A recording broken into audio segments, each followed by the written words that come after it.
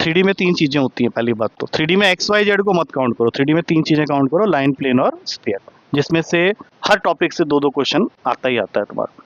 मतलब ये वो टॉपिक है कि तुम इसको छोड़ के जा रहा है, तुम फ्री में अपने ओपोनेंट को लीड दे रहा है कि भैया तो आगे निकल जा मेरे से। और ये कहीं ना कहीं वेक्टर से रिलेटेड है, इसलिए हमने जब वेक्टर कर लिया है तो ये बात ही नहीं आएगी कि ये टॉपिक हमें नहीं करना। हाँ, कौन सा कॉस स्क्वायर, वही बताना है, वहीं से स्टार्ट होता है एक्चुअली ये चैप्टर, उसको हम लोग बोलते हैं डीसी। हाँ डीसी, यही तो बताने के लिए तो वो आया था ना वहाँ पे।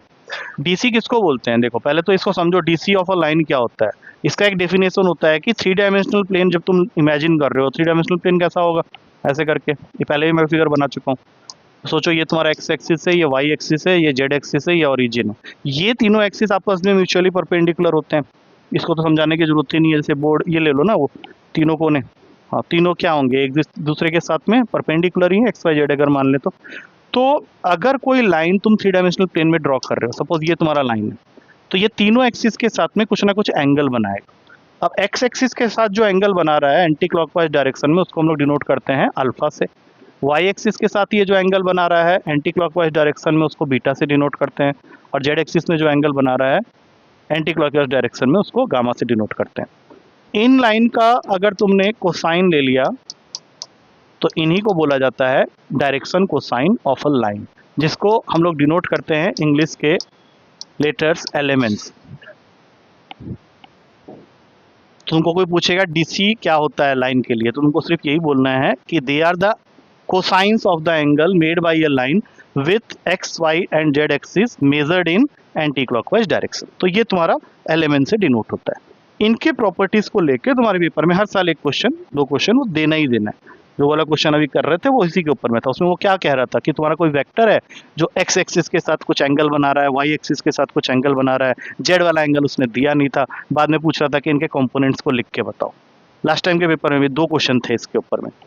तो अब इनकी क्या प्रॉपर्टी होती है, तो सबसे पहली प्रॉपर्टी होती है कि इनके स्क्वायर का सम जो होता है L square plus M square plus N square, ये हमेशा 1 के इक्वल होता है। मतलब sum of the squares of the DC of a line is always equals to unity, ये याद रखना। और अगर ऐसा हुआ तो फिर ये जो एंगल्स हैं जिनके साथ में ये इक्वल हैं, उनके भी स्क्वायर का सम 1 के इक्वल होगा। Cos square alpha plus cos square beta plus cos square gamma, that will be also equals to 1। क्या ये दो बातें समझ में आ रही, क्या ये दो बातें समझ में आ रही हैं? अब मान लो किसी क्वेश्चन में कहता है कि एक लाइन है जो कि एक्स एक्सिस के साथ में 45 डिग्री बना रहा है, वाई एक्सिस के साथ में 60 डिग्री बना रहा है, तो जेड एक्सिस के साथ में कितना एंगल बनाएगा? क्वेश्चन है डायरेक्ट आया हुआ। तो तुमको कुछ नहीं करना है, एक्स एक्सिस के साथ जो भी एंगल है वो अल्फा की जगह रख दोगे, वाई एक्सिस के साथ जो भी एंगल है वो बीटा की जगह आ जाएगा, और जेड एक्सिस वाला तुम्हें खुद निकालना है। इतनी बात समझ में आ रही है? अच्छा, इसमें एक चीज और याद रखना कि इनके अलावा दो तीन प्रॉपर्टीज और होती हैं, लेकिन जो मेन प्रॉपर्टी होती है वो यही दोनों है। मैंने कोई भी क्वेश्चन अगर है तो वो घूम फिर के इसी प्रॉपर्टी में आ जाएगा। अब जैसे एक क्वेश्चन यहाँ पे बन गया था, बहुत बेसिक सा क्वेश्चन है, अगर थोड़ा सा भी समझे हो तो बताओ कि direction cosine of x axis क्या हो सकता है? हाँ, direction cosine of x axis मतलब तुम्हें एक्स एक्सिस का एलिमेंट बताना पड़ेगा, या ये समझाने की कोशिश करो कि एक्स एक्सिस तीनों एक्सिस के साथ क्या एंगल बना रहा है, 1 0 0। क्यों? क्योंकि एक्स एक्सिस खुद एक लाइन है, तो खुद के साथ वो क्या एंगल बनाएगा, 0 डिग्री। तो कॉस 0 जब देखोगे तो 1 हो जाएगा। और एक्स एक्सिस वाई और जेड के साथ म्यूचुअली परपेंडिकुलर होता है, तो 90 90, तो वो कितने हो गए, 0 0। तो हर पेपर में अगर क्वेश्चन आ गया था डायरेक्ट कि what is the direction cosine of Z axis, तो दोनों का ही बता दो, वाई और जेड दोनों बता दो। हाँ, नेक्स्ट वाला हो जाएगा 0 1 0, और ये बन जाएगा 0 0 1। अच्छा, चौथी प्रॉपर्टी क्या है, ये भी एक क्वेश्चन बन के आया था कि if a line is equally inclined with all three axis, ये कॉमन लाइन मैंने छोड़ दिया, if a line is equally inclined with all three axis, मतलब क्या कहने की कोशिश कर रहा हूं मैं, अल्फा बीटा गामा सब सेम है। तो इसके नीचे तीन क्वेश्चन बन जाते हैं, what are the DC of this line, पहला क्वेश्चन। दूसरा question, what is the sum of DC of this line. और तीसरा question, what is the sum of squares of DC of this line. देखो sum of squares of DC of कोई भी line हमेशा याद रखना 1, इसको सॉल्व मत करना। ऊपर के दो तुम्हें सोचने हैं according to the question. Condition given क्या है कि लाइन तीनों एक्सिस के साथ सेम एंगल बना रहा है, मतलब ये अल्फा बीटा गामा तुम तीनों का सेम कह रहे हो, तो एक तरह से एलएमएन भी सेम हो गया। लेकिन ये किसके इक्वल होगा ये जानने के लिए तुमको उस एलएमएन को यहाँ पे किसी एक के इक्वल कर देना है। सपोज कर लो मैंने एलएमएन सबको इक्वल कर दिया एल के, तो ये क्या बन जाएगा बताओ, 3l² इक्वल्स टू 1, मतलब एल की वैल्यू प्लस माइनस 1/√3 हो जाएगी। और एम और एन को तुमने सेम बोला हुआ है, तीनों सेम है ना, तो तुम्हारा पहले पार्ट का आंसर क्या हो जाएगा, plus minus 1/√3 plus minus 1/√3 plus minus 1/√3। अब इसमें कई बार वो ये लिख देता है specifically with positive direction of, अगर पॉजिटिव डायरेक्शन वर्ड यूज कर दिया तो नेग्लेक्ट दैट माइनस साइन, अगर कुछ नहीं बोला है तो you have to take both the science. अब बताओ सम क्या होगा इन तीनों का, अब वो भी प्लस माइनस √3। पॉजिटिव वाले वर्ड यूज करेगा तो प्लस का रहने देना, कुछ नहीं बोलेगा तो प्लस माइनस दोनों रहेगा। क्या ये समझ में आया थोड़ा सा भी, क्योंकि इसके ऊपर में आज क्वेश्चन दिया हुआ है मैंने पेपर में, इसलिए ज़्यादा नहीं एक ही दिया है। ये इतनी बात के बाद इसके दो लाइन के बीच का एंगल निकालने का फॉर्मूला होता है, एंगल बिटवीन टू लाइंस। अब ये एंगल बिटवीन टू लाइंस वाला जो फॉर्मूला है काफ़ी जगह भी आने वाला है, बदले में तुम्हें डीसी ऑफ फर्स्ट लाइन और डीसी ऑफ सेकेंड लाइन दिया होगा। डीसी को हम किससे डिनोट करते हैं, तो पहले वाले लाइन का डीसी मान लो L1 M1 और N1 है, और दूसरे वाले लाइन का डीसी है L2 M2 एंड N2। तो इनके बीच का एंगल निकालने का फॉर्मूला होगा cos theta equals to L1 L2 plus M1 M2 plus N1 N2। ये होता है एंगल निकालने का फॉर्मूला व्हेन डायरेक्शन रेशियोज और direction cosine of two lines are given to. अब तुमको हो सकता है यहाँ पे कुछ वैल्यू दे दे 1√3 N 102 हो जाए, और what value of n the angle between the two lines is 60 degree. ऐसे करके क्वेश्चन बनते हैं। इसके नीचे दो स्पेशल केस कि अगर तुम्हारे दोनों लाइंस परपेंडिकुलर या ऑर्थोगोनल है, if line 1 is perpendicular to line 2, क्या होगा बताओ, लाइन 1 अगर परपेंडिकुलर टू लाइन 2 है तो हाँ ये थीटा 90 डिग्री है तो cos 90 जीरो हो जाएगा, तो सीधा लिखोगे L1 L2 plus M1 M2 plus N1 N2। हाँ बोलो क्या क्या एक्सरसाइज, नहीं मैं समझा नहीं, क्वेश्चन ही नहीं समझा। अच्छा एक सेकंड इसको कंप्लीट कर दूं पहले मैं लिख के, उसके बाद मैं डाउट देता हूँ। लाइन 1 अगर पैरेलल टू लाइन 2 है तो फिर ये हो जाएगा L1/L2 M1/M2 और N1/N2, ये तीनों आपस में इक्वल। ये सारी बातें जो है इसको फुटनोट बनाना था तुम लोगों को, तुम करके और मुझे नहीं मालूम। हाँ बोलो अब क्या बोल रहे, कोऑर्डिनेट नहीं है ना वो एंगल्स है, वो एंगल्स हैं, एंगल्स की वैल्यू होगी।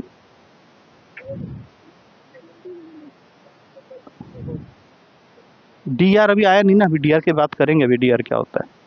डी आर जो है वो मैंने टर्म वहां पे यूज किया था, याद होगा तुम लोग को, आई जे के साइड में जो नंबर होता है वो लाइन के लिए भी होता है। अब लाइन का डायरेक्शन रेशियो के साथ डायरेक्ट रिलेशन होता है ना, अभी बताऊंगा। अभी तुम पहले इसको कहीं ना कहीं एक जगह नोट डाउन करो, क्योंकि इन्होंने सबने किया हुआ है, तुम लोगों ने नहीं किया हुआ है, तो तुमको क्वेश्चन मिलेंगे इसके, पहले ही बता चुका हूँ। जैसे ये जो 3 बातें 4 बातें जो भी बता रहा हूँ, इन्हीं से तुम्हारा क्वेश्चन फ्रेम होता है। ये सब तुम्हारा दिमाग में प्रिंट हो रहा है, बाद में जाकर नोट्स बना लेना, इन टॉपिक्स को छोड़ना नहीं है गलती से भी। अच्छा डीसी के बाद आता है D R of a line. अच्छा डी आर कैसे निकालते हैं किसी भी लाइन का, तो उस लाइन का दोनों एंड पॉइंट तुम्हें पता होने चाहिए। जैसे ए और बी दो एंड पॉइंट्स, इसके कोऑर्डिनेट है x1 y1 z1, इसके कोऑर्डिनेट हैं x2 y2 z2। तो इस लाइन का अगर तुम्हें डायरेक्शन रेशियो निकालना है तो direction ratio is nothing but the difference of the respective x y and z coordinates. ये मैंने दोनों सबका डिफरेंस ले लिया। इनको हम लोग डिनोट करते हैं इंग्लिश के ABC लेटर्स। और ये जो डायरेक्शन रेशियोज होते हैं they are directly proportional to direction cosine. अब ये बात कैसे, देखो इसका जब हम लोग वेक्टर बनाते थे तो क्या लिखते थे, x2 माइनस x1 के साथ में लगा देते थे आई कैप, किया है ना हमने ये काम, y2 माइनस y1 के साथ में जे कैप, और z2 माइनस z1 के साथ में के कैप, और उसको नाम दे देते थे ए बी वैक्टर का। अब ए बी वैक्टर, अब ए बी वैक्टर बोल रहे हो तो डायरेक्शन ऐसे लग जाएगा, वो वेक्टर का साइन हटा दो, वो क्या बन गया, लाइन। अच्छा ए बी वैक्टर का मैग्नीट्यूड कैसे निकालते थे, रेस्पेक्टिव कंपोनेंट का स्क्वायर करके ऐड करके अंडर रूट। अब मैं बोलूंगा कि मुझे इस लाइन का लेंथ चाहिए, लाइन का लेंथ कैसे निकालते हैं अगर हमारे पास में दोनों कोऑर्डिनेट हैं, तो under root x2 minus x1 वही हो गया, रिलेट हो गया ना। तो ये दोनों एक दूसरे से रिलेटेड होते हैं। तो अगर प्रोपोर्शनलिटी का साइन हटाएंगे तो ये बन जाएगा a equals to K L, B is equals to K M and C equals to K N. तुम्हारे पेपर में कई बार ऐसे क्वेश्चन देखे जा सकते हैं कि वो तुमको किसी लाइन का डायरेक्शन रेशियो दे दे और बोले कि यहाँ से इनका करस्पॉन्डिंग एलिमेंट क्या हो। तो एलिमेंट कैसे निकालोगे विद दिस वैल्यूज?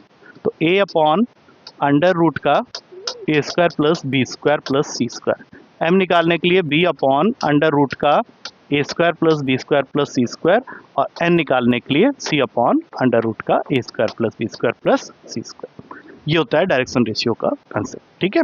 और इसके अंदर में भी सेम फॉर्मूला आ जाएगा। सपोज कर लो तुम्हारे पास में दोनों लाइंस के डायरेक्शन रेशियोज अवेलेबल है, a1 b1 c1, these are the direction ratio of first line, और a2 b2 c2 they are the direction ratio of second line। तो अभी हमने एक फॉर्मूला लिखा था जहाँ पे हम लोग को डायरेक्शन कोसाइन जब दिया होता है तो हम लोग वहाँ से cos थीटा निकालते थे। कैसे निकालते थे? L1 L2 plus M1 M2 plus N1 N2 equals to cos theta करके। बट अगर डायरेक्शन रेशियोज दिए हैं तो वो फॉर्मूला थोड़ा चेंज हो जाता है। तब वो फॉर्मूला बन जाता है A1 A2 plus B1 B2 plus C1 C2 whole upon में आएगा इनके मैग्नीट्यूड का product, under root of a1 square plus b1 square plus c1 square whole multiplied with under root का a2 square plus b2 square plus c2 square. इसमें भी same दो बातें होंगी कि अगर तुम्हारे दोनों लाइंस आपस में परपेंडिकुलर हैं तो फिर a1 a2 plus b1 b2 plus c1 c2 हमेशा 0 के इक्वल होगा, और अगर तुम्हारे लाइंस पैरेलल हुए तो फिर उनका रेशियो सेम होगा। कहाँ पे मॉड क्या है? ये तो वैसे ही पॉजिटिव आएगा। नहीं नहीं, वहाँ पे कोई मॉड की जरूरत नहीं, no need of any mod, negative भी आ सकता है। के तो यही निकाले ना तुम, वही तो है कांस्टेंट के, तभी तो वो रिलेट हो रहा था इसके ऊपर में। आई बात ये वाली कुछ समझ में आई? इसी के थ्रू हम लोग फिर लाइन के अंदर जाएंगे। अब लाइन के अंदर जाएंगे का मतलब क्या? लाइन हमने पढ़ा हुआ है 2D में, तो हमने 6-7 फॉर्म्स पढ़े थे, याद है? क्या पढ़े थे? एक पढ़े थे हमने स्लोप फॉर्म पढ़ा था, पॉइंट स्लोप फॉर्म पढ़ा था, 2 पॉइंट फॉर्म पढ़ा था, इंटरसेप्ट फॉर्म पढ़ा था। तो ये सारे फॉर्म्स यहाँ नहीं होते, इतने सारे नहीं होते हैं। यहाँ पे सिर्फ 2 ही फॉर्म होता है, एक होता है स्टैंडर्ड फॉर्म, एक होता है 2 पॉइंट फॉर्म। लेकिन उनके इक्वेशंस थोड़े से अलग होंगे, उनके अंदर कुछ बातें होंगी जो तुम्हें जाननी है, तभी जाके फिर लाइन का प्लेन के साथ में तुम रिलेशन बना पाओगे। ये तो भाई मैंने जो बात बोली है इससे तुमको मैं बता दूं कि 1 या 2 क्वेश्चन मिलेगा। अब जो मैं बोलूँगा उसमें से 1-2 क्वेश्चन निकलेंगे, लेकिन वो कई बार उसको प्लेन के साथ मिक्स करके देता है। मतलब तुम इस चैप्टर में घुसे हो तो तुम ये नहीं बोल सकते कि मैं सिर्फ इतना करके चले जाऊँ, वो कहीं ना कहीं तीनों मर्ज हो जाते हैं बाद में। अच्छा, सर्कल हमने पढ़ा था, तो सर्कल का पूरा कंसेप्ट स्पेयर में यूज हो जाएगा। तुम स्पेयर पढ़ते समय तुमको फील ही नहीं आएगा कि तुमने सर्कल को कुछ हुआ है क्या। हाँ, तो बार बार उधर क्या देख रहा है? मैं ही हूँ ना। हाँ, तो सर्कल अगर पढ़ चुके हो और अगर उसकी कंसेप्ट याद है तो स्पेयर करते समय तुम्हें लगेगा कि बस तुम रिवीजन कर रहे हो विद जेड एक्सिस इन्वॉल्व। लेकिन ये जो लाइन और प्लेन है ये थोड़ा सा तुमको करना पड़ेगा। लाइन का ये 20% थ्योरी था। अब इसके हाँ, ये 25% पकड़ लो चलो, क्योंकि 2 क्वेश्चन आते हैं ना इससे। लाइन के डिफरेंट फॉर्म्स बता देता हूँ। सबसे पहले आता है इसका स्टैंडर्ड फॉर्म। चलो कुछ बच्चों को इन्वॉल्व करता हूँ, फिर मतलब लग रहा है मैं ही पढ़ा रहा हूँ, मैं ही ये कर रहा हूँ, तो घर में बैठ जाओ आराम से, मैं लाइव और अच्छे से कर दूंगा धीरे धीरे। बताओ अनन्या, बताओ लाइन का स्टैंडर्ड फॉर्म में क्या बातें मैंने बताई हुई है। पहले मैं एडिंग डाल देता हूँ। इसका एक पूरा डेफिनेशन मैंने दिया था कि इसके अंदर ये चीज़ें होनी। देखो कॉपी खोल के ना गाली देता क्लास होता, तो कॉपी नहीं खोलना है, you have to just revise कि तुम्हें याद है या नहीं। बंद कर दो कॉपी, कोई जरूरत नहीं है। कॉपी खोलने का मतलब ही नहीं बनता, कॉपी बंद कर दो। तुम सोचो कि तुम्हें याद है या नहीं है, 12 दिन के बाद पेपर दोगे तुम। बोलो अभी स्टार्ट करो, बोलो। अब पेन छूट रहा है आपसे। हाँ चलो तुम फॉर्म से स्टार्ट करो। देखो यहाँ पे हर किसी के 2 फॉर्म होंगे, एक वेक्टर फॉर्म और एक कार्टेशियन फॉर्म। तुम जो भी फॉर्मूला लिखोगे उसके अंदर जो जो टर्म्स इन्वॉल्व होंगे वो तुम्हें पता होना चाहिए, उसी को मैं रिलेट कर दूंगा डेफिनेशन के साथ में। तो बताओ वेक्टर फॉर्म। हाँ हाँ हाँ, कौन बोला बीच में? पीछे से और कौन बोला था? अच्छा ये बोला था, ठीक है, तुमको प्लेन के लिए रखेंगे। हाँ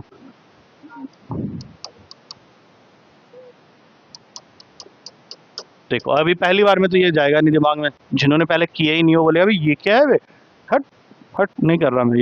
ये भी छोड़ दोगे बाद में। बताओ इसमें एक एक करके बताओ ताकि मैं इसको फिगर से रिलेट कर सकूं। एक 3 डायमेंशनल प्लेन बना दिया मैंने यहाँ पे। अब इसको समझो अभी अच्छे से। ये प्लेन है तुम्हारा, ठीक है। अब ये लाइन इसके अंदर कहाँ है और उस लाइन के अंदर ये ए बी ये सब क्या है ये समझो अच्छे से। बोलो हाँ बोलो। तो ऐसा करते हैं, एक लाइन ड्रॉ कर लेते हैं यहाँ पे, ठीक है। अब इस लाइन के ऊपर सैकड़ों पॉइंट हो सकते हैं, उन सारे पॉइंट्स में से कोई भी पॉइंट अगर तुम लेते हो तो दैट इज आर वेक्टर। अब तुम ले सर पॉइंट आर वेक्टर कैसे हो जाएगा, अरे position vector of that point. जैसे मान लो मैंने यहाँ पे कोई भी एक पॉइंट ले लिया, कोई भी एक पॉइंट को क्या नाम दे सकते हैं, एक्स वाई जेड, तो उसका तुम्हें सीधा क्या करना है, आर वेक्टर बना देना है। तो आर वेक्टर क्या बन जाएगा, एक्स आई प्लस वाई जे प्लस जेड के। मैं इसको बोलूंगा position vector PV of any point on line. अब आते हैं नेक्स्ट ए वेक्टर। ए वेक्टर क्या होता है, जो क्वेश्चन में पॉइंट होगा वो तुम्हें गिवन होगा। जैसे मान लो मैंने यहाँ पे कोई एक वैल्यू दे दी इसको 2 3 4, तो ये जो ए वेक्टर है, ए वेक्टर क्या है, पोजीशन वेक्टर ऑफ, ये भी पॉइंट है but this point is given on the line, position vector of the point through which the line is passing. ये डिफरेंस समझ में आ रहा है दोनों का? तुम बोले सर इसके लिए भी तो यही बोला आपने, नहीं आ रहा ना क्या? हाँ बोलो क्या बताना डिफरेंस क्या है? मैं इसको भी बोल रहा हूँ position vector of any point, इसको भी बोल रहा हूँ position vector of point through which the line is passing. देखो जैसे अगर हम लोग 2D में कोई भी लाइन लिखते हैं, सपोज मैंने ये लाइन लिखा, अब मैं तुमसे पूछूंगा कि इसमें एक्स वाई क्या है। एक्स वाई क्या होता है, coordinates of any point on the line. लेकिन अगर मैं बोल दूं कि 2 और 3 या 5 एंड -1, तो तुम उसको पुट करके चेक करोगे कि उसके ऊपर लाई करता है कि नहीं। तो उस तरह से ये जो मैंने बाद में बोला 5 और -1, ये पॉइंट तुमको क्वेश्चन में गिवन होगा। 2 3 4 तुमको बता देगा कि तुम्हारा लाइन जो है वो इस पॉइंट से पास कर रहा है, तो उसको तुम्हें क्या करना है, ए वेक्टर की जगह फिट करना है। That's why that is given position vector of point through which line is passing which is given in the question. और सबसे लास्ट में आता है ये बी वेक्टर। अभी बी वेक्टर क्या चीज है, एक ऐसा वेक्टर जो इस लाइन के साथ में पैरेलल भाग रहा है। अब ये वेक्टर वो कैसे देगा, या तो पूरा का पूरा वेक्टर दे देगा या फिर उस वेक्टर का डायरेक्शन रेशियो तुमको दे देगा। जैसे मान लो एक वेक्टर दे दिया 2 3 4 उसका डायरेक्शन रेशियो है, तो तुम उसका वेक्टर कैसे बनाएगा, 2i + 3j + 4k बना के। तो बी वेक्टर क्या हो गया, it is the vector parallel to the line. अब जो जो बात मैंने बोली है उसको हम लोग यूज करके इसके कार्टेशियन फॉर्म तक पहुंचेंगे। तो सबसे पहले तो कोई भी पॉइंट को हमने एक्स आई प्लस वाई जे प्लस जेड के लिया है, जो पॉइंट हमें क्वेश्चन में गिवन होगा उसके कोऑर्डिनेट को मैं ले लेता हूं x1 y1 z1। तो हमारा ए वेक्टर क्या बन गया बताओ, अगर मैंने इसके कोऑर्डिनेट असाइन कर दिया x1 y1 z1, तो ये x1 i cap plus y1 j cap plus z1 k cap. और बी वेक्टर को मैंने क्या बोल दिया है कि it is the vector which is parallel to the line, जिसका मैंने डायरेक्शन रेशियो दे दिया। तो फिर इसका वेक्टर तुम बना लो अपने आप, A I cap plus B J cap plus C K cap. अब बताओ लेफ्ट हैंड साइड में आई कैप का जो कंपोनेंट है वो क्या है, लेफ्ट हैंड साइड में एक्स, और राइट हैंड साइड में क्या क्या है आई के कंपोनेंट,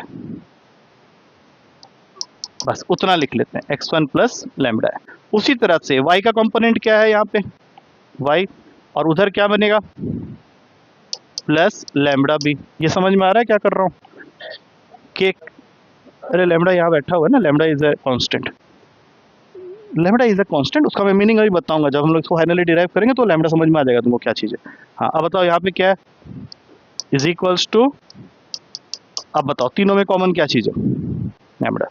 उस लैम्बडा की वैल्यू को अगर मैं फर्स्ट इक्वेशन से निकालना चाहूँ तो क्या निकल के आएगा ए, और दूसरे वाले में से y minus y1 by B, और तीसरे वाले में से z माइनस z1 बाई सी। क्या ये तीनों ही वैल्यूज लैम्बडा के इक्वल है? तो क्या मैं इन तीनों वैल्यू को आपस में इक्वेट करके ऐसे लिख सकता हूँ, x minus x1 upon a equals to y minus y1 upon b equals to z minus z1 upon c। Now this is known as Cartesian form of the same line, जिसका हमने vector form लिखा हुआ है। अब एक बार याद करो क्या बोला मैंने, अगर मैं तुमको यहाँ पे एक क्वेश्चन फ्रेम कर दूं कि find the vector as well as Cartesian form of a line which is passing through the point 2 3 minus 5 and which is parallel to a vector whose direction ratio is 3 minus 1 and 2। तो कैसे form करोगे बताओ, पहले vector form में आ जाओ। तुमको passing point क्या दिया हुआ है 2 3 minus 5, तो ये कहाँ बैठेगा आके इस फॉर्मूले में, ए कह देगा। तो क्या बना बताओ, ये बंद हो गया, यहाँ पे ब्रैकेट बंद, प्लस लैम्बडा टाइम्स ऑफ जिस वेक्टर के साथ वो पैरेलल दिया है उसका डायरेक्शन रेशियो तुम्हारे पास। तो यहाँ पे लिख दोगे 3i माइनस जे प्लस 2k। ये बात तो समझ में आ रही होगी। अब इसी का कार्टेशियन फॉर्म बनाते हैं, आ जाओ। बोलो इसका x माइनस क्या आएगा 2 अपॉन में 3 is equals to y minus upon में और फिर सबसे लास्ट में z अपॉन में 2। ये तुमने बना दिया इसका कार्टेशियन। अब ये समझ में आया वेक्टर फॉर्म कार्टेशियन फॉर्म, ये होता है लाइन का स्टैंडर्ड फॉर्म। स्टैंडर्ड फॉर्म में क्या चीजें दी होंगी, you have to find the equation of a line which is passing through a given point and which is parallel to a given vector. जो पॉइंट तुम्हें क्वेश्चन में given है वो इस फॉर्मूला में ए के जगह आ जाएगा, जिसके साथ पैरेलल बता रहा है वेक्टर वो बी के जगह में आ जाएगा। आर वेक्टर क्या है, any random point which may lie on the line, which may नहीं which must lie on the line. Lambda is a constant, ये रहा उसका पूरा डेरिवेशन। तुम्हें इस पूरे में से सिर्फ दो बातें याद रखनी है, इसका वेक्टर फॉर्म और कार्टेशियन फॉर्म। बोलो जरा V F and C F, बोलो क्या याद किया, बोलो तुम लोग बोलो। हाँ हाँ, और कार्टेशियन फॉर्म में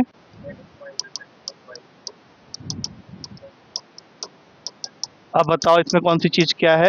पहले इस वाले फॉर्मूला की बात करते हैं। आर वेक्टर क्या है, नहीं कुछ निकालना नहीं है, that is the position vector of any point which is there on the line. उनमें से जो पॉइंट क्वेश्चन में बोला होगा कि तुम्हारा लाइन इस पॉइंट से पास करता है वो काम करेगा ए वेक्टर का।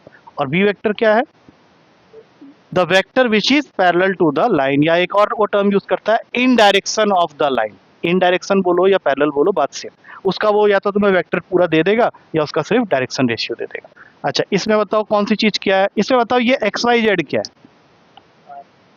हाँ तो ये है any point which lie on the line. अब पेपर में क्वेश्चन कई बार आ जाते हैं कि एक लाइन की इक्वेशन दे दी, बोला विच one of the following point lie on this line, तो तुम उसको कहाँ पुट करके देखोगे, एक्स वाई जेड के जगह। अगर तीनों इक्वल आ गए तो लाई करता है, नहीं तो नहीं। x1 y1 z1 क्या है, जो लाइन की इक्वेशन दी हुई है वो किसी ना किसी पॉइंट से पास कर रही है, वो उसकी जगह में बैठा होगा x1 y1 z1 की जगह। और abc हो गया पैरेलल वेक्टर जो उसके साथ में उसका डायरेक्शन है। अच्छा ये तो हुआ इसका स्टैंडर्ड फॉर्म। अब इसी का होता है एक 2 पॉइंट फॉर्म। 2 पॉइंट फॉर्म में डिफरेंस क्या आने वाला है, he will be just changing the main statement कि इस बार तुमको एक ऐसा लाइन दिया होगा जो कि दो गिवन पॉइंट से पास कर रहा है, वो तुमको दोनों गिवन पॉइंट्स बता देगा ए एंड बी। अब सोचो कि ये जो ए और बी है इनके कोऑर्डिनेट तुम्हें क्वेश्चन में दे रखे हैं x1 y1 z1 and x2 y2 z2। Try to guess the vector form of this equation. क्या होने वाला, आर वेक्टर तो अपनी जगह ही रहेगा। सोचो अब थोड़ा सा, आर वेक्टर अपनी जगह रहा, फर्स्ट पॉइंट तो ए ही है, तो फॉर्मूले में जो ए वेक्टर है वो कहीं नहीं गया, लैम्डा भी कहीं नहीं गया, बट वो जो डायरेक्शन रेशियो लिखते हैं, अभी मैंने क्या डिफाइन किया था डायरेक्शन रेशियो को, कि अगर दोनों एंड पॉइंट दिए हुए हैं तो final minus initial is nothing but your direction ratio. तो यहाँ पे तुम क्या लिखने वाले हो, बी वेक्टर माइनस ए वेक्टर। अब इसी का कार्टेशियन फॉर्म डिराइव करने के लिए आर को अपना वैल्यू पकड़ा दो, एक्स आई प्लस वाई जे प्लस जेड के, कोई भी पॉइंट हो सकता है ये, लेकिन ए और बी स्पेसिफाइड है, तो यहाँ पे तुमको लिखना पड़ेगा x1 I cap plus y1 J cap plus z1 K cap. Derivation is not mandatory, लेकिन इसको थोड़ा समझ लोगे तो कोई क्वेश्चन में काम आ जाएगा। अब बताओ बी माइनस ए की जगह क्या लिखने वाला हूँ मैं, x2 minus x1 I cap plus y2 minus y1 J cap plus z2 minus z1 K cap. अब कंपोनेंट्स को इक्वेट करते हैं। लेफ्ट हैंड साइड में आई कैप का क्या कंपोनेंट है, और उधर में 1 plus lambda times of x2 minus x1, फिर यहाँ पे y1 plus lambda times of y2 minus y1, फिर यहाँ पे z1 plus lambda times of z2 minus z1। अब तीनों में कॉमन क्या है, लैम्डा। अगेन लैम्डा की वैल्यू निकालो फर्स्ट इक्वेशन से, upon x2 minus x1। Second वाले से उसको मैं इक्वेट करते हुए जा रहा हूँ, इस बार अलग अलग सीधा सीधा लिख दे रहा हूँ, z minus z1 upon z2 minus z1। अब बताओ इस कार्टेशियन फॉर्म में और पिछले वाले कार्टेशियन फॉर्म में डिफरेंस कहाँ पे दिख रहा है, खाली ये वाले पार्ट में। और अगर तुम थोड़ा सा भी समझे हो तो याद रखो, अभी मैंने थोड़ी देर पहले ही बताया था तुम लोग को कि ABC जो होते हैं they are nothing but direction ratio, और वो कैसे आता है, by just subtracting your final minus initial. क्या यही लिखा हुआ है यहाँ। अब तुमको मान लो वो तुमको कोई क्वेश्चन देता है यहाँ पे इक्वेशन फाइंड आउट करने के लिए बोलता है, तो एटलीस्ट तुम ये आइडेंटिफाई कर सकते हो कि ये क्वेश्चन स्टैंडर्ड फॉर्म में है या 2 पॉइंट फॉर्म में, ठीक है। उसके बाद इससे रिलेटेड 2-3 चीजें होती हैं, लाइन के अंदर 2 ही 3 कंसेप्ट हैं। पहला कंसेप्ट होता है एंगल निकालने वाले क्वेश्चन जो कि आते हैं तुम्हारे पेपर में। वो तुमको 2 लाइन की इक्वेशन दे देगा और बोलेगा इनके बीच का एंगल बताओ। अब लाइन की इक्वेशन उसकी मर्जी है, वो किसी में भी दे सकता है। मान लो उसने तुमको वीएफ में दे दिया, वेक्टर फॉर्म में, तो वेक्टर फॉर्म में तुम्हारा पहला लाइन हो गया कुछ ऐसा और दूसरा लाइन हो गया कुछ ऐसा। अब बोलेगा इनके बीच का एंगल निकालो, तो एंगल निकालने का फॉर्मूला हो जाएगा b1 vector dot b2 vector upon b1 का मैग्नीट्यूड इंटू b2 का मैग्नीट्यूड। कहानी खत्म। वैसे भी a1 और a2 को तुम ले नहीं सकते क्योंकि वो पासिंग पॉइंट होता है। और अगर यही सेम चीज कार्टेशियन फॉर्म में दिया होता तो लाइन की इक्वेशन क्या होती है, x minus x1 upon a1, y minus y1 upon b1, z minus z1 upon c1। This is your line 1। और लाइन 2 हो जाता, बताओ क्या होता लाइन 2, बोलो, on a2 y minus y2 upon b2, z minus z2 upon c2। अब इनके बीच का एंगल निकालने का फॉर्मूला गेस करो, a1 a2 plus b1 b2 plus c1 c2 और अपॉन में मैग्नीट्यूड ले रहे हो ना b1 b2 का, तो b1 b2 के जगह में जो है अंडर रूट का a1 square plus b1 square plus c1 square multiplied with under root का a2 square plus b2 square plus c2 square. इसके साथ हमेशा बाई डिफॉल्ट वो दो कंडीशन अटैच रहेंगे। अगर दोनों लाइंस परपेंडिकुलर हुए तो, या जिसको ऑर्थोगोनल भी बोलते हैं, क्या हो जाएगा, a1 a2 plus b1 b2, अभी बता चुका हूँ, जीरो के इक्वल होगा। पैरेलल हुए तो उनका रेशियो सेम हो जाएगा। अच्छा, इसमें वो क्या करेगा, थोड़ा सा मस्करी कर सकता है, वो तुमको लाइन का इक्वेशन ऐसे दे देगा। ये क्वेश्चन कई बार आया हुआ है तुम्हारे पेपर में। तो बोले सर ये तो लाइन का इक्वेशन ही नहीं है, लेकिन इसको बनाना पड़ेगा। कैसे बनाओगे बताओ, इसको इस तरह से बना के दिखाओ। सबसे पहले 2 वहाँ पे होता ही नहीं है, तो x अपॉन 1/2 यहाँ कुछ नहीं है, जीरो लगा दो। नेक्स्ट वाला y अपॉन में 1/3, यहाँ जीरो लगा दो। यहाँ वाला z माइनस जीरो अपॉन में माइनस का 1/6, सब जाके ये स्टैंडर्ड फॉर्म में आएगा। ऐसे क्वेश्चन तुम्हारे आते हैं जहाँ पे वो तुमको दो लाइन की इक्वेशन दे देगा ऐसे ही घटिया तरीके से और बोलेगा कि यहाँ से फाइंड करो इनके बीच का एंगल। या फिर कई बार ऐसे दे देता है,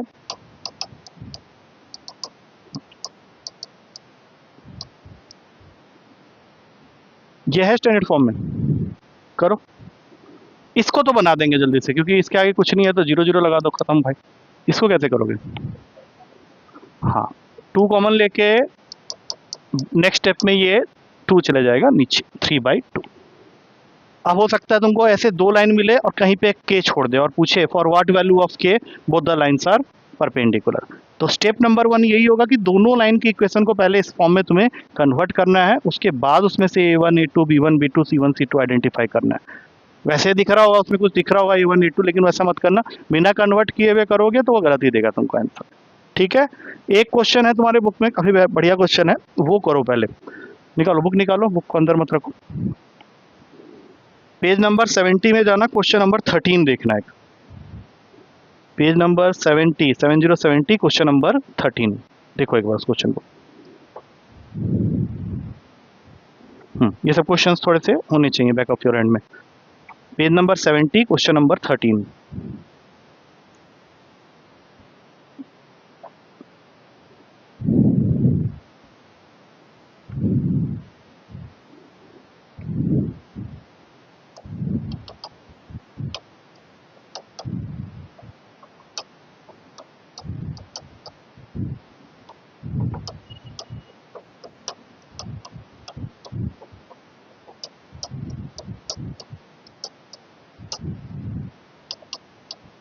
यही है तुम्हारा इक्वेशन, देख लो। अब वो तुमको बोल रहा है, ऐसे तो नहीं दिया है, थोड़ा सा मिक्स करके दिया है, बट अगर ध्यान से देखोगे तो पहली लाइन ये पूरी है और दूसरी लाइन ये पूरी है। और वो तुमको ऑलरेडी बोल चुका है कि अगर ये दोनों लाइन एक दूसरे के साथ ऑर्थोगोनल हैं then which one of the following is correct. अभी तुम पूरा क्वेश्चन मत पढ़ो, मुझे सिर्फ इतना बताओ, क्या तुम इन दोनों को कुछ ऐसा कर दोगे जिससे कि ये स्टैंडर्ड फॉर्म, मतलब इस फॉर्म में कन्वर्ट हो जाए। मैं फॉर्म खाली लिख रहा हूँ, कन्वर्ट तुमको करना है। कैसे करोगे बताओ जरा, इस दोनों को इस लाइन के इक्वेशन के फॉर्म में कन्वर्ट करना है। हाँ बोलो, है एल से मल्टीप्लाई करके, ये सब करके हम थोड़ा और नहीं फंस जाएंगे। ऐसा करते हैं, सिर्फ एक्स की वैल्यू निकाल लेते हैं यहाँ से। ऐसे क्या करता है, तुम जो बोल रहे हैं चलो तुम्हारे वाला करते हैं। तुम क्या बोल रहे हैं, एल को मल्टीप्लाई करेगा यहाँ पे, ठीक है कर लो। फिर ये एल यहाँ पे भी जाएगा, फिर नहीं वहाँ नहीं भेजेगा, ठीक है चलो। फिर ध्यान रखो, हमें ना इस फॉर्म में रखना है। तो फिर वैसे तो बोला था वहाँ पे भी तो भेजना पड़ेगा, फिर क्या करोगे नीचे रख के। एक सेकेंड, एम कहाँ है कॉमन दोनों में? देखो ये जो अपॉन में एल है ना, वो तो यहाँ है। मैं क्या बोल रहा था पहले स्टेप में, इसको यहाँ भेज देते हैं। नहीं भेजोगे तो कैसे करोगे आगे? फिर तो यही आ जाएगा ना दोबारा। फिर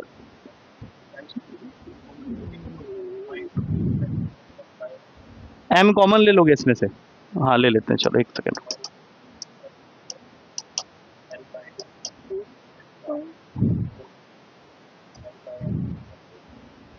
अबे ये फिर फंसा हुआ है ना यहाँ पे, ये सब मत करो। देखो ध्यान से समझो, पहले दोनों में ढूंढो क्या चीज है जो कॉमन है एक्स वाई जेड में से। एक्स, यहाँ से एक्स की वैल्यू निकालो, सीधा निकालो एक्स की। हाँ, एम बाई एल है वो। और यहाँ से एक्स की वैल्यू निकालो। ये सब किसके इक्वल है? एक्स के। क्या मैं इस एक्स को x minus zero upon one लिख सकता हूँ? हो गया कन्वर्ट। इसमें से करो, अब तो कर सकते हैं। एम डैश एल डैश और Z minus beta dash upon N dash L dash, ये सब भी किसके इक्वल है? एक्स के। तो इसको x minus zero upon one कर दो। अब जल्दी से बताओ कि ये दोनों लाइंस को वो परपेंडिकुलर कह रहा है, तो परपेंडिकुलर का कंडीशन क्या होता है? a1 a2 plus b1 b2 plus c1 c2 must be equals to zero. तो a1 a2 दोनों ही वन है। इन दोनों को मल्टीप्लाई करोगे तो M M dash upon L L dash, और इन दोनों को मल्टीप्लाई करोगे तो N N dash upon L L dash किसके इक्वल होगा? जीरो। अब एलसीएम ले लो इसका। अगले स्टेप में ये आंसर तुमको विजिबल होगा, है ऑप्शन में। नीचे वाला पार्ट जीरो हो जाएगा, क्रॉस मल्टीप्लाई होगा। ये समझ में आया तो 28 करो, क्योंकि 28 कर लोगे तो समझ में आ जाएगा कि तुम्हें समझ में आ गया ये। पढ़ो आराम से, देखो क्वेश्चन के अंदर क्या दिया हुआ है।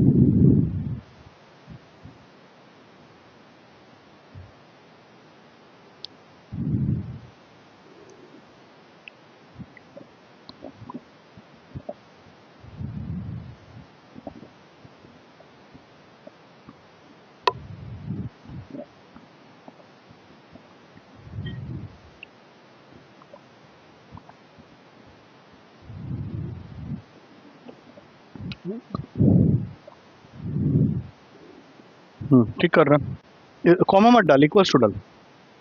सबके बीच में इक्वल्स टू आता है ना, तभी तो लाइन की इक्वेशन बनेगी।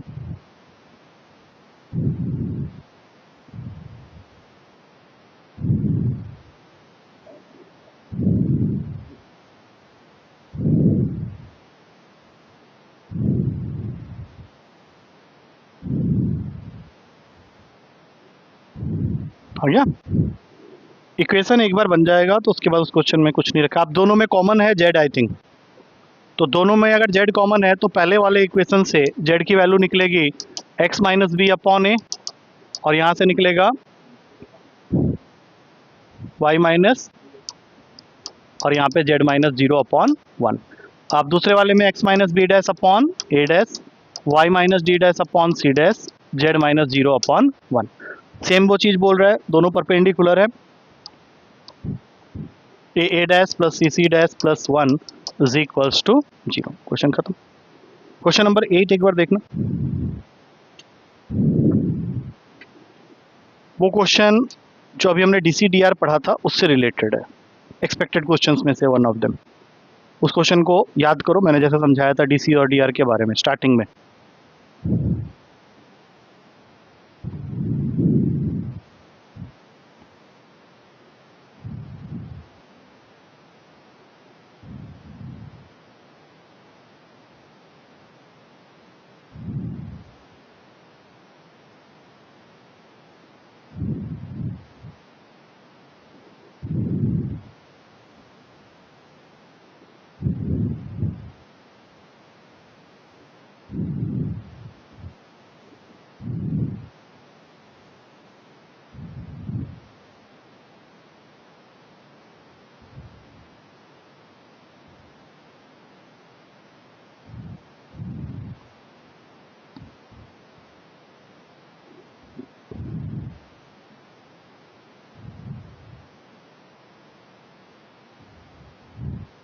है तो समझ में आया? कुछ बना उससे? पहली बार में नहीं बना होगा, कोई बात नहीं। क्वेश्चन को पढ़ो एक बार, तुम पढ़ो। हाँ पढ़ो शिवम, एक बार पढ़ो क्वेश्चन को। क्वेश्चन नंबर 8 पढ़ो, क्या बोलो। ये देखो, ये मैं कुछ कर रहा हूँ, कैसा लिख सकते हैं? और लास्ट जेड एक्सिस के साथ कौन सा एंगल बना रहा है?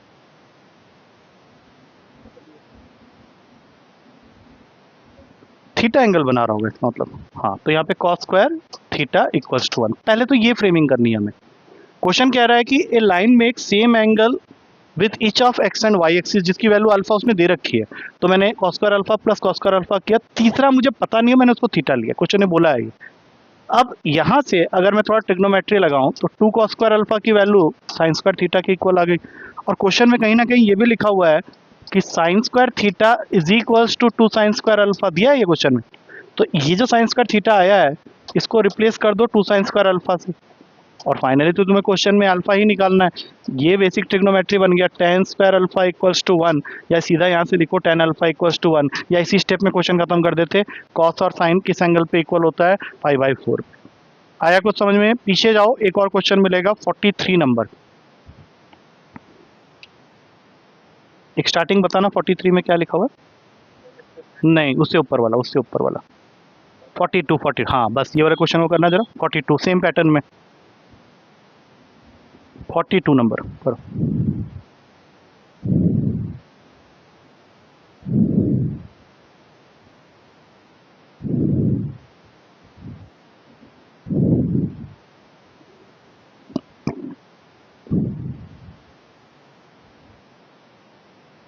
आ गया?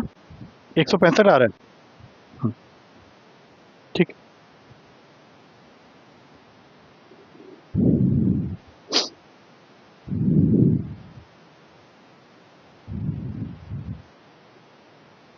अल्फा 60 आया होगा, दो एक्सिस के साथ सेम एंगल बना रहा है 60 60, और थर्ड वाले के साथ 45 डिग्री। तुमको पूछा है what is the sum of all the 3 angles, तो 60 60 और 45 ऐड करके कितना आ गया? 165 डिग्री। अप्रोचेबल है, अप्रोचेबल है। एक दो कंसेप्ट और रह गए हैं, खत्म करते हैं लाइन को आज। अच्छा, एक होता है इसके अंदर ओकेजनली आता है क्वेश्चन, कोप्लानर लाइंस क्या होते हैं, या कोप्लानरिटी ऑफ टू लाइंस का कंडीशन क्या होगा। तो इसमें तुम्हें याद रखना पड़ेगा, देखो डेफिनेशन तो सबको मालूम है कि two lines are said to be coplanar if they lie on the same plane. तो तुमको अगर वेक्टर फॉर्म में लाइन के इक्वेशंस दे रखे हैं, बताओ एक बार वेक्टर फॉर्म याद हुआ? बताओ। Equals to a1 vector plus lambda times of b1 vector, और लाइन 2 हो गया तुम्हारा r vector equals to a2 vector plus mu times of b2 vector. तो कोप्लानर कब होते हैं? जब ये कंडीशन ऑफ कोप्लानरिटी को सेटिस्फाई करता है, जो कि होता है b1 cross b2 dot a2 vector minus a1 vector. ये वैल्यू अगर 0 के इक्वल आ जाए तो तुम कह सकते हो कि तुम्हारे दोनों लाइंस कोप्लानर है, अगर लाइन की इक्वेशन वेक्टर फॉर्म में दी हुई है। और यही अगर कार्टेशियन फॉर्म में, बोलो कार्टेशियन फॉर्म में लाइन की equation, a1 y minus y1 upon b1, क्योंकि हमारे पास दो लाइन है तो हमें ये लेना पड़ेगा। और लाइन 2 हो गया x minus x2 upon a2, y minus y2 upon b2, और z minus z2 upon c2। तुमको इसका फॉर्मूला यहीं से बनाना है, ठीक है? तो सबसे पहले तो a2 माइनस a1 याद करो, a2 माइनस a1 इनके कोऑर्डिनेट्स ही होते हैं। तो पहले वाले में आ जाएगा x2 minus x1, y2 minus y1, z2 minus z1। Determinant b1 cross b2, b1 cross b2 का मतलब है कि तुम्हारे पास में जो b1 और b2 वाले वेक्टर्स हैं उनका कंपोनेंट लिखना है, a1 b1 c1, a2 b2 c2, and this value must be equals to 0। चलो बता रहे हैं, देखो ध्यान से। अगर मैं इस लाइन का x1 y1 z1 और x2 y2 z2 बोलूँ तो वो इस फॉर्मूले में किस चीज़ की जगह आया है? ये किसके लिए होता था? x1 y1 z1 x2 y2 z2 इन फॉर्मूला में किसके लिए होता था? नहीं, b नहीं, b तो वेक्टर होता है, a1 और a2 की जगह। This is the point through which both the lines are passing. तो हमने पहले क्या किया, a2 माइनस a1 लिख लिया। a2 माइनस a1 क्या हो जाएगा? x2 minus x1, y2 minus y1, z2 minus z1। और ये जो b1 और b2 है, क्या वो a1 b1 c1 और a2 b2 c2 के कंपोनेंट्स हैं? तो जब हम लोग क्रॉस प्रोडक्ट करते हैं तो क्रॉस प्रोडक्ट करते समय ऊपर आई जे क्या आ जाता है, नीचे क्या आता है? इन्हीं के कंपोनेंट्स। तो यही तो लिखा हुआ है a1 b1 c1 a2 b2 c2, और इसको डाल दिया इसमें, इक्वल्स टू 0 कर दिया। हाँ, मैं अभी समझाता हूँ, इसको भी याद दिला देता हूँ। अभी थोड़ी देर पहले हमने कुछ पढ़ा था, इसका एंड रिजल्ट क्या होता है? डिटर्मिनेंट बन जाता है ना, यही हो रहा है, यही बन गया ना लास्ट में। तो वो उससे रिलेटेड है, कोई अलग से कोई चीज़ नहीं है, बट ये फॉर्मूला तुमको याद होना चाहिए। वो भी याद कराने की मैंने पूरी कोशिश की है ताकि वो याद हो जाए। और लास्ट एक चीज़ इसमें रह जाती है, shortest distance between two lines. उसका एक फॉर्मूला होता है। थोड़ा पेपर तुम्हारे पेपर में तो नहीं आया है ज़्यादा ये क्वेश्चन, बट वो फॉर्मूला हो सकता है कभी पूछ दे, या हो सकता है कभी क्वेश्चन ही आ जाए। याद रख लोगे इसको? याद कर लो, मतलब कर, हाँ लिख लेना मतलब बाद में। अच्छा, एक होता है shortest distance between two lines. तुमको दो लाइन दिया होगा, उनके बीच का सबसे छोटा डिस्टेंस क्या हो सकता है ये निकालो। अब इस केस में क्या होता है, दो तरह के लाइन्स से तुम्हें डील करना पड़ सकता है, वो तुम्हें खुद डिसाइड करना है कि वो कौन सा है। एक होता है स्क्यू लाइन्स और एक होता है पैरेलल लाइन्स। फिगर कोई बना के देगा नहीं, तुम्हें खुद इक्वेशन को देख के डिसाइड करना पड़ेगा कि which one is skew which one is parallel.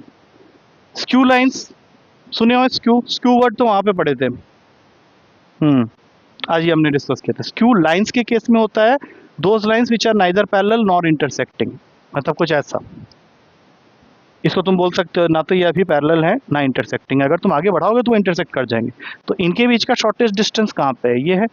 इसको निकालने का फॉर्मूला, तो सबसे पहले लाइन की इक्वेशन दी हुई होगी तुम्हें वेक्टर फॉर्म में। क्या होता है एक बार फिर से याद दिलाओ। R vector is equals to a1 vector plus lambda times of b1 vector. इसको मान लेते हैं हम अपना लाइन 1 और इसको मान लेते हैं लाइन 2। ये बन गया R vector is equals to a2 plus mu times of b2। इनके बीच का शॉर्टेस्ट डिस्टेंस निकालने का फॉर्मूला होता है, ऊपर वाला पार्ट सेम रहेगा, जो अभी हमने कोप्लानर का कंडीशन लिखा है उसका न्यूमरेटर या उसका LHS जो है वही रहेगा, बस नीचे में ये जो b1 क्रॉस b2 तुमने किया हुआ है उसका मैग्नीट्यूड, और फिर इस पूरे का भी whole magnitude, because distance can not be negative. तुमको दो लाइन की इक्वेशन देखिए, अगर उसने शॉर्टेस्ट डिस्टेंस पूछा है तो सबसे पहले देखोगे कि लैम्डा और म्यू के बाद जो वेक्टर्स हैं वो अलग अलग होने चाहिए। पैरेलल के केस में वो सेम होंगे। सेम होंगे का मतलब, पैरेलल लाइंस क्या होता है, जिनका ये कंपोनेंट का रेशियो सेम होना चाहिए तभी तो वो पैरेलल है। तो सपोज कर लो मैंने ये पैरेलल लाइन वाला केस ले लिया, अब ये फिगर तो मेरे पास होगा नहीं, मुझे कैसे पता चलेगा कि लाइंस पैरेलल हैं? तो I will just see the part after lambda. यहाँ पे भी बी वेक्टर होना चाहिए और यहाँ पे भी बी वेक्टर होना चाहिए, या फिर ऐसे वेक्टर हों जिनके कंपोनेंट का रेशियो सेम होना चाहिए। अब बताओ फॉर्मूला में क्या चेंज करने वाले हो तुम? b1 और b2 हट के एक सिंगल वेक्टर आ गया, दैट इज b। बस ध्यान रखना यहाँ डॉट नहीं आएगा, क्रॉस का साइन ही रहेगा। बाकी a2 माइनस a1 तुमको करना ही है, और नीचे में अब तुमको b1 और b2 का मैग्नीट्यूड नहीं लेना है, सिर्फ b का मैग्नीट्यूड लेना है और फिर पूरे का होल मैग्नीट्यूड। ये डिस्टेंस फॉर्मूला हो गया इसके साथ रिलेटेड। इतनी चीज़ें मतलब तुम्हारा ऑन पेपर्स तुम्हें करना ही करना है अगर लाइन कर रहे हो तो, फिर बाद में ये प्लेन के साथ मिक्स होगा तो उसमें चीज़ें और ऐड ऑन हो जाएगी।